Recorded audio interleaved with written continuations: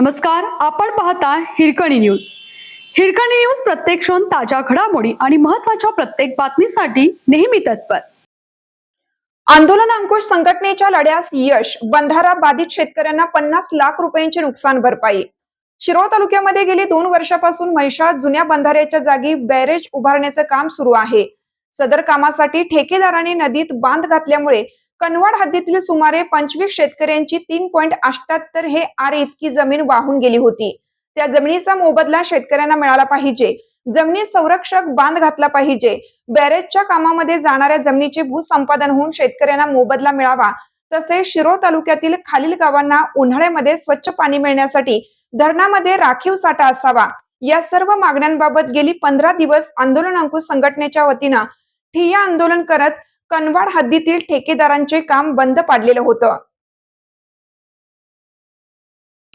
यामध्ये गेल्या आठवड्यात ठरल्याप्रमाणे आज शिरोळचे तहसीलदार महेश खिलारी साहेब यांनी बैठक आयोजित केली होती। चर्चेमध्ये पंचनाम्यानुसार नुकसान भरपाई द्यावी आणि भूसंपादन तात्काळ करावं आणि मगच काम सुरू करा असा शेतकऱ्यांनी पवित्रा घेतला। यावेळी पाटबंधारे अधिकारी आणि आंदोलक यांच्यात जोरदार शाब्दिक खडाजंगी झाली, पण तहसीलदारांनी परिस्थिती हाताळली। यावेळी चर्चेअंती शेतकऱ्यांचा सातबारा कायम ठेवत एकूण 3.78 हे आर इतक्या जमिनीस 50 लाख रुपये पंचनामेनुसार सर्व शेतकऱ्यांच्या मध्ये विभागून 2 टप्प्यांमध्ये देण्याचे ठरले। तसेच उत्खननात निघणारी दगड माती वाहून गेलेल्या जमिनीमध्ये भर घालण्याचे ठरले। जमीन परत वाहून जाऊ नये यासाठी संरक्षक बांध घालण्यासाठी प्रस्ताव तयार करून पाठवण्याचे ठरले। तसेच भूसंपादनाच्या बाबतीत प्राथमिक मोजणी झालेली आहे। 1 महिन्यामध्ये अंतिम मोजणी करून प्रस्ताव भूसंपादन प्रक्रियेसाठी जिल्हाधिकारी कोल्हापूर यांच्याकडे पाठवण्याचे ठरले। बैठकीस पाटबंधारेचे कार्यकारी अभियंता रोहित कोरे, स्वस्तिक कन्स्ट्रक्शनचे MD केसरकर सो, तसेच आंदोलन अंकुश संघटनेचे प्रमुख धनाजी सुडमुंगे, जिल्हा अध्यक्ष दीपक पाटील, राकेश जगदाळे, कृष्णा गावडे, वजीद अली इनामदार, अमोल गावडे, मोहम्मद इनामदार, मंगेश नलावडे, इरशाद इनामदार, संभाजी जाधव, सत्तार पाटील, राहुल माने, खलील इनामदार इत्यादी शेतकरी उपस्थित होते। म्हैसाळ बंधाऱ्यामुळे जी जमीन वाहून गेली होती त्या जमिनीसाठी शेतकऱ्यांनी त्या ठिकाणी 15 दिवस ठिय्या आंदोलन केलं आहे। आज त्याबाबत या ठिकाणी तहसील कार्यालयावर बैठक होती। त्या बैठकीमध्ये पाटबंधारे विभागाचे अधिकारी असतील, स्वस्तिक कन्स्ट्रक्शनच्या वतीने केसकर साहेब असतील, या ठिकाणी संयुक्त बैठक झाली।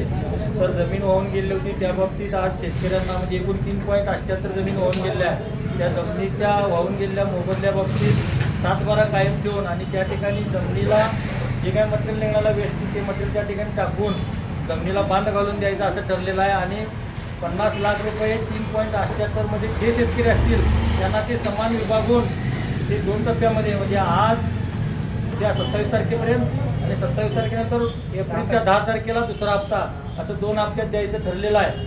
आणि त्या ठिकाणी गॅबिन बांधाची पाटबंधारे विभागानं वर प्रस्ताव पाठवून मंजुरी घेऊन त्या ठिकाणी गॅबिन बांधसुद्धा संरक्षित भिंतसुद्धा बांध घालून त्या ठिकाणी प्रस्तावित द्यायचं आहे। आणि भूसंपादनाच्या बाबतीत जे शेतकरी आहेत त्यांचं येत्या 1 महिन्यामध्ये सगळ्यांना नोटिसा पाठवून एकदा मोजणी झाल्या परत फेरमोजणी घेऊन जे लाभार्थी शेतकरी असतील त्यांचा त्या ठिकाणी रेडी देखण्याच्या 5 पट मोबदला ठरवून तो शासनाच्या वतीनं त्या ठिकाणी वाटप करण्याचं सुद्धा आज ठरलेलं आहे। त्यामुळं जे पुढचं काम आहे ते आज रोजी आम्ही यांना चालू करावं असं सांगत आहे।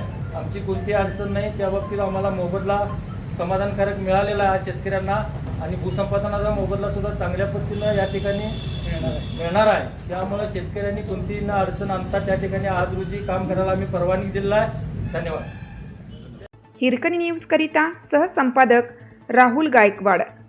आपल्या हिरकणी न्यूज चॅनलला लाईक करा, शेअर करा आणि सबस्क्राईब करायला विसरू नका आणि रहा अपडेट।